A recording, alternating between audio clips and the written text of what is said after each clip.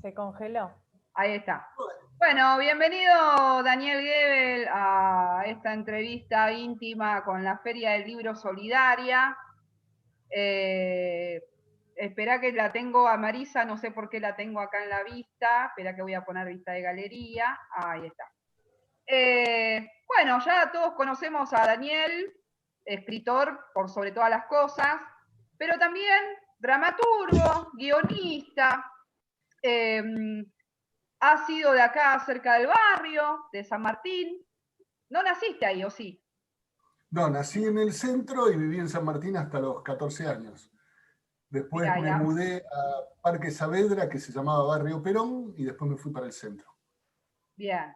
Bueno, autor de tantísimos libros, más de 20, ¿no es cierto? Ya superaste la barrera de los 20 hace rato. Te dedicás en la actualidad a dar talleres literarios y trabajás también actualmente haciendo estas notas en perfil. ¿Y algo que se me haya escapado en la actualidad? Nada más. Tengo un sushi con mi novia en Recoleta. Pero no diría que forma parte sustancial de mi economía, por el momento. Bueno, es una ayuda. También en su momento, no hace mucho, habías ganado un premio. Bueno, ganaste muchos premios. ¿Pero fue por el absoluto o estoy equivocada? Por el absoluto. Con el absoluto gané dos premios. El premio de la Academia Argentina de Letras a la mejor novela del trienio, no me acuerdo, 2013, 2016 creo, o 2000, no sé, lo tengo por ahí, o 2016, 2019, no me acuerdo. Y el Premio Nacional de Literatura, que me otorgó una pensión módica. Así que podría pensarse que soy un jubilado. Ay, pero todavía no paciente de riesgo, no población de riesgo. Todavía no. Sí, porque la población de riesgo ahora se evalúa a partir de los 60. Yo tengo 64. O sea que voy a ser uno de los que sirva de conejito de experimentación para la vacuna o la combinación de vacunas, porque ahora se está hablando de que la Sputnik 5 se va a combinar con la AstraZeneca, qué sé yo qué, andás a ver. Bueno, no parece que tuviese 64. Muy amable. La verdad que no. Bueno, gracias. Los piropos de la feria. Bueno, ya que estamos con ya que estamos con este tema de la vacuna y población de riesgo y todo esto, ¿cómo llevaste todo este periodo de cuarentena, que ahora estamos en esta especie de aislamiento, pero así todo, todavía no llegan las juntadas? Bueno, ¿cómo lo vas llevando eso? ¿Cómo lo llevaste? Relacionado con, obviamente, tu trabajo de escritor y, por supuesto, como lector.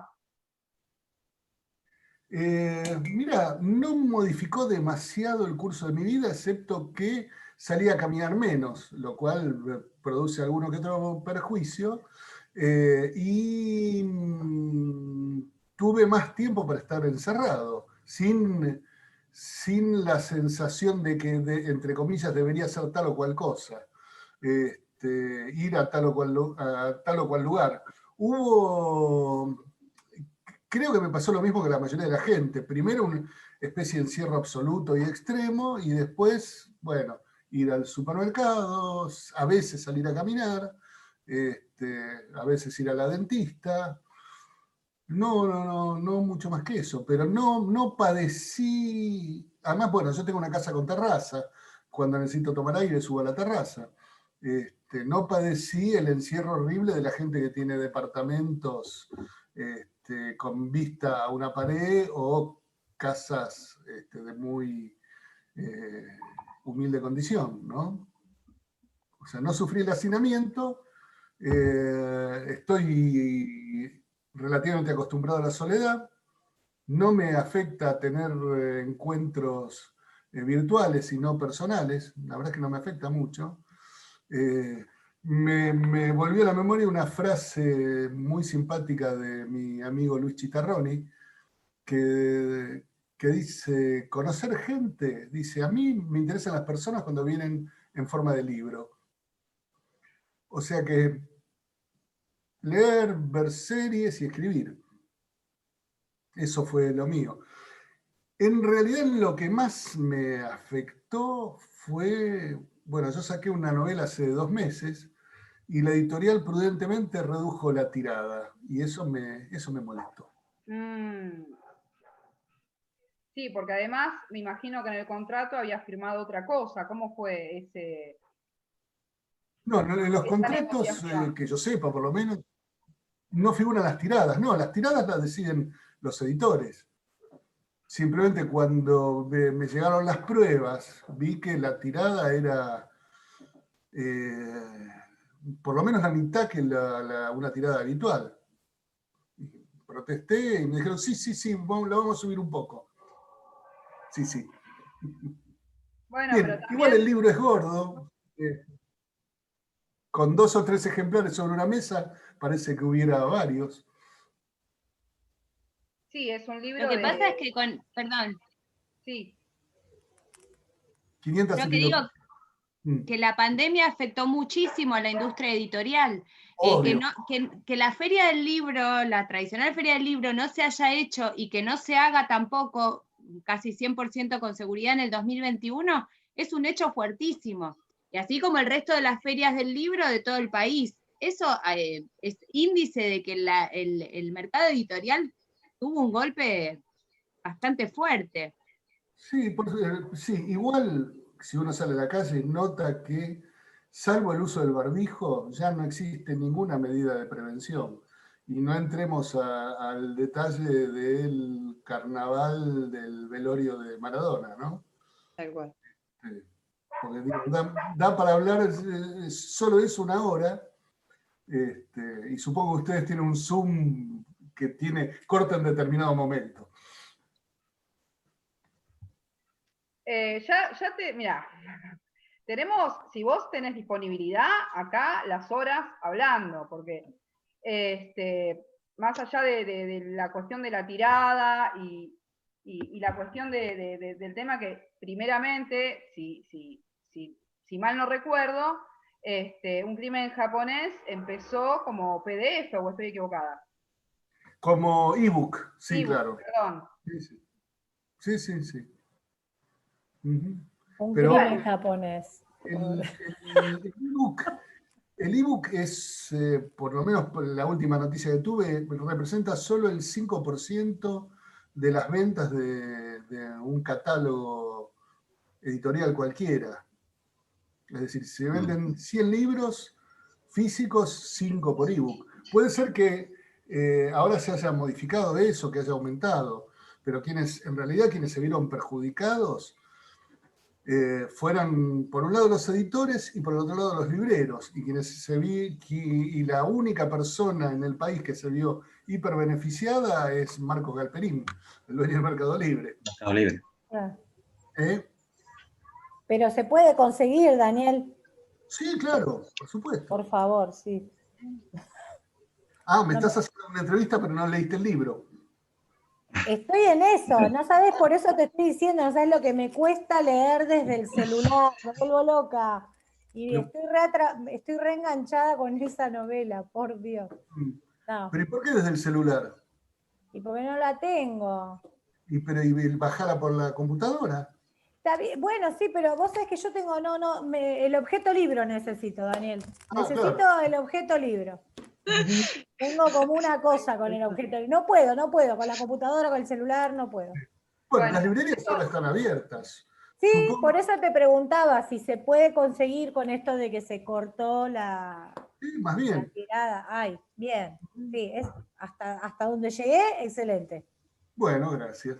Sí, la verdad que sí. Después charlamos un poquito de eso. Vamos a charlar un poquitito sobre un crimen japonés, pero bueno, antes tenía ganas de que hablemos, porque bueno, tenés mucha cantidad de libros publicados. Yo acá tengo, no representa ni la quinta parte de lo que vos tenés publicado, pero cuando yo te conocí, el responsable está ahí, que es Ulises, que una clase un poco desestructurada vino a leer a un escritor argentino, vos, en una clase de literatura internacional, ¿no? O sea que no me acuerdo, y acá me va a matar, por suerte ya tengo el título, y no tengo que peleárselo. No me acuerdo qué había leído. Sí me acuerdo que era este libro, ¿sí? Genios Destrozados, que es un libro de relatos. Como estaba tan bueno lo que había leído, me pareció muy, muy, muy interesante. Te googleé, te busqué y así fue que llegamos al Rojas y que por eso ahora todas te conocemos de alguna manera, te leímos también. Y lo segundo que quise comprar y que me llamó mucho la atención fue este libro, no sé si se llega a ver ahí, de Mal, pero Rumbe, sí. ¿sí? El derrumbe. Del año 2007, ¿sí? Es que en realidad el que leí fue ese, porque no me acordaba.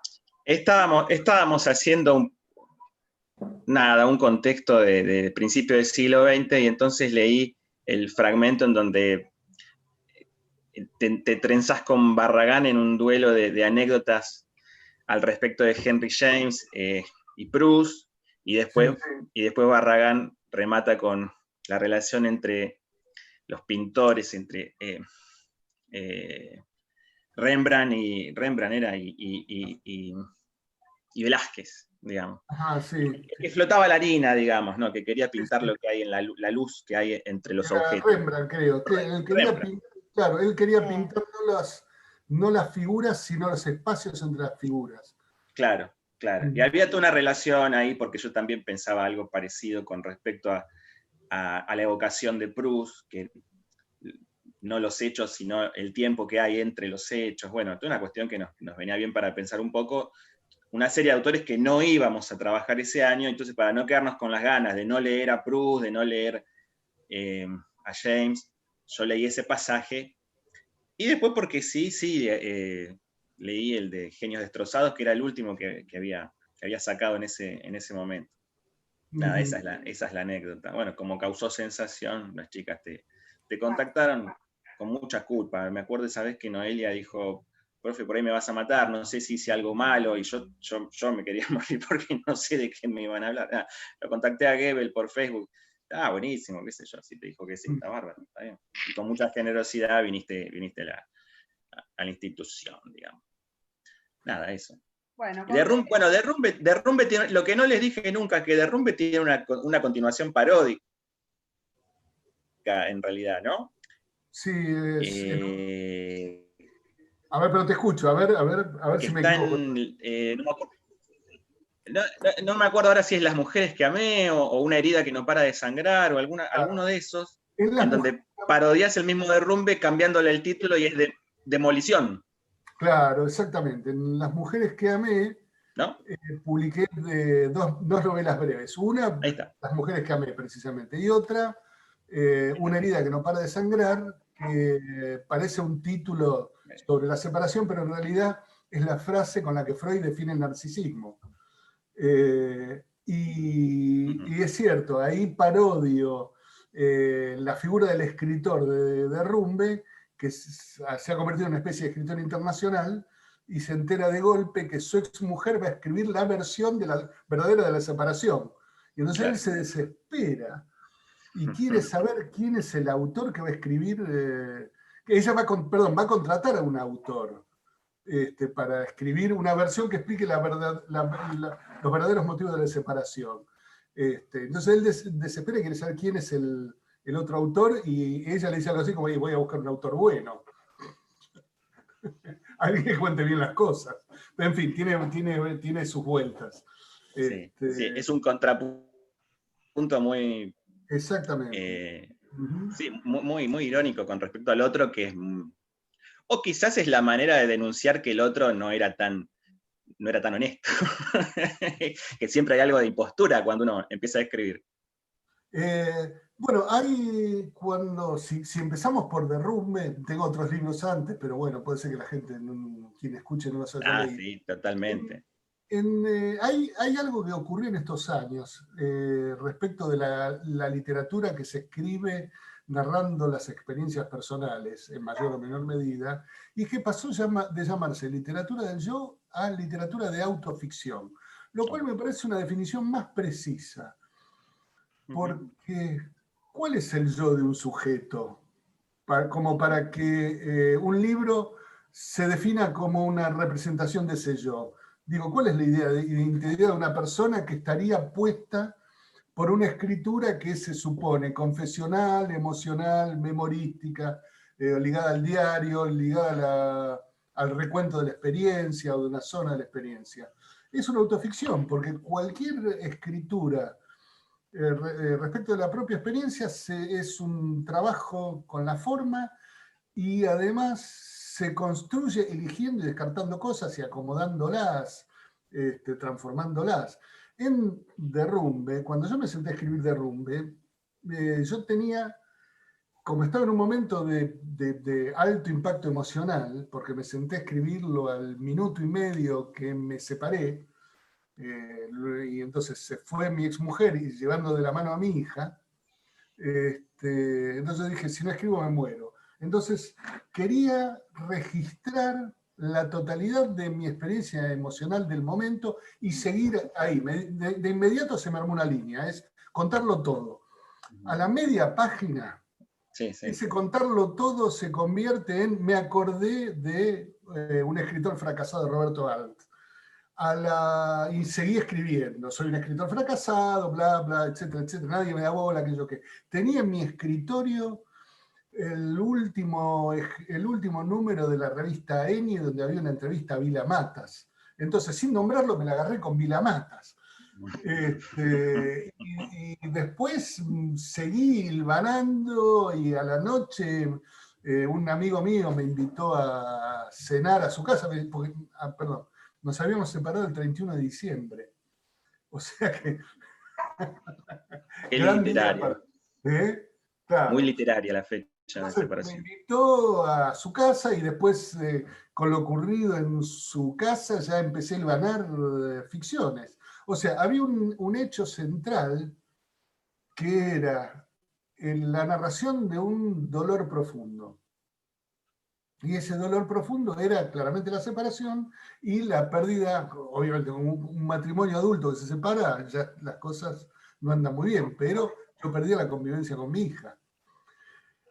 Ahora, ese relato, que es el relato de un drama costumbrista de la vida de un pequeño burgués citadino, en el tono de voz de la narración se convierte en una especie de lamento hiperbólico y no hay nadie más sufriente que ese narrador. Ese narrador ya es un personaje, no es estrictamente un yo. Porque yo escribía, yo registraba mis emociones, pero también registraba la figura de un narrador dispuesto de una determinada manera. Y la verdad es que también me divertía bastante con ese personaje y estaba muy tranquilo y muy feliz de escribir. O sea que, ¿cómo registrar? Y después ese relato deriva en una serie de hechos que son reflexiones sobre la vida del artista, y en lugar de la contraposición romántica arte versus familia y las elecciones de objetos, no sé si recuerdan o leyeron, pero ahí se plantea la dicotomía entre dos músicos. Uno es Paul Desmond, que era un saxofonista o clarinetista, o trompetista, ¿no? La verdad que no me acuerdo ya, ni qué era. Un tipo con un sonido impecable, que descubre, va al médico y el médico le dice, usted tiene cáncer de garganta. Y Desmond le dice, ¿cuánto me queda? Y el médico le dice, si usted sigue tocando, le quedan 6 meses de vida. Si usted deja de tocar, va a durar más. Y Desmond decide seguir tocando. Y por él, como contrafigura, hay la figura de un violinista que está construido en base del padre de un amigo mío, que era un violinista que podía aspirar a grandes cosas, pero embarazó a su mujer temprano y terminó tocando disfrazado de marinero en las fiestas en la pileta del Sheraton. Entonces, yo contrapuse las dos figuras y decía, ¿cuál es el verdadero artista? ¿El hombre que sacrifica su vida por el arte o el hombre que sacrifica su arte por la familia? ¿No? Sí. Y bueno, en esos movimientos me entretuve. Me parece que el libro, creo que el libro está bien, no sé. Pero bueno, ese fue el trabajo. Pareciera como que la escritura genera escritura, digamos, el yo quedó por ahí en el camino. Hace un tiempo encontré una frase que no sé si Piglia se la roba a alguien o la dice, se la adjudica a Roland Barthes, y dice algo así como que el yo que narra no es el yo que escribe, pero el yo que escribe tampoco es el yo que es, digamos, ¿no? Hay como otra mediación ahí. Obvio, hay infinitas mediaciones. No se puede pensar la literatura del yo, de la autoficción, sin la experiencia del psicoanálisis. No se puede pensar eso sin tradiciones de lecturas, no se puede pensar sin un dispositivo imaginario que contempla los efectos en el lector, sean cuales sean. Digo, las estrategias del autor para volver verosímil, humorístico, dramático, paródico el texto en relación al yo. Es más, sobre todo, es la construcción de un yo que es también una figura de narrador, claramente. Cuando terminé de escribir Derrumbe, distribuí un par de ejemplares antes de publicarlo, y el primero que lo leyó fue un personaje que aparece. Cuando yo cuento la visita a la casa de mi amigo el 31 de diciembre, bueno, es ese. Yo lo pongo con las iniciales, no pongo el nombre de mi amigo. Y cuando él lo lee, yo estaba completamente, yo sabía que era más o menos que era lo que había escrito, pero pensaba en términos dramáticos, igual porque mi vida era sensiblemente dramática para mí.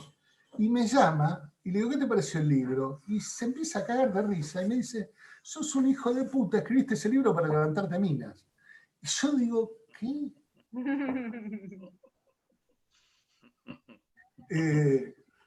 Pero me reí también porque me acordé en la página final de Derrumbe, el narrador protagonista, que ya se ha convertido en una especie de monstruo patético, o sea, yo trabajé el padecimiento, el dolor, la contemplación estética, etcétera, etcétera, la queja, mucho la queja, y en la página final el narrador se encuentra con su hija que ya se ha convertido en una persona adulta, médica. Y es médica, es cirujana. Y se reencuentra después de 20 años y la hija le dice, papá, deja de dar lástima. Sí. ¿No? Lástima o vergüenza, no me acuerdo qué era. Pero no, bueno, una de las dos. Los padres siempre dan vergüenza. Acá era dejar de dar lástima. La primera frase, la entera, era papá, deja de darle lástima a los lectores. Claro, era muy chistín. Ahí denunciaría demasiado el juego del libro. Claro. Ese juego que descubrí escribiendo. O sea, entre comillas, levantarse, mujeres dando pena. Dice, oh, pobre hombre, se quedó solo, vamos a consolarlo. ¿No? Hay también una figura humorística ahí. Hay muchas figuras del lenguaje que se activan en la escritura misma, decía, hay muchas figuras del lenguaje, y ahí es donde la literatura que vos decís del yo, de autoficción, empieza a tener, para mí por lo menos, algo muchísimo más interesante que es la simple confesión o la simple, digamos, exposición de interioridades o de traumas o de lo que sea, ¿no? Porque ahí es donde empieza la manipulación, ahí es donde empieza la ficción, ahí es donde empieza a activarse otras cosas, otros dispositivos, bueno, a mí me resultan más interesantes, ¿no? Que de la misma manera, me parece que, no sé cuán distante sería pensar que, de la misma manera que uno al momento de escribir puede ir a robar las arcas del propio pasado, puede hacer lo mismo con la tradición literaria de cualquier lugar del mundo, como haces vos con Oriente, por ejemplo, o en el caso de... yo la verdad no me había enterado del crimen japonés, me vengo a enterar muy recientemente, me dio muchas ganas de leerlo, así que será uno de los próximos. Pero sí estuve muy entusiasmado con Las Mil y Una Noches, estaba leyendo 3 visiones de Las Mil y Una Noches, que tiene ahí un texto que ya también lo tenía antes, que Los Padres de Sherezade. Bueno, ahí también, digo, el narrador, aunque no esté hablando del yo, también hay un personaje que narra, digamos, ¿no? Y que activa esas cositas a la hora de como dije hace un rato, de ir a fantasear a partir de algo preexistente que no sería la propia biografía, sino, en este caso, un libro, ¿no? Las 1001 noches. Bueno, en el caso del crimen japonés, no sé si querés contarnos por ahí si el mecanismo o si el impulso es parecido.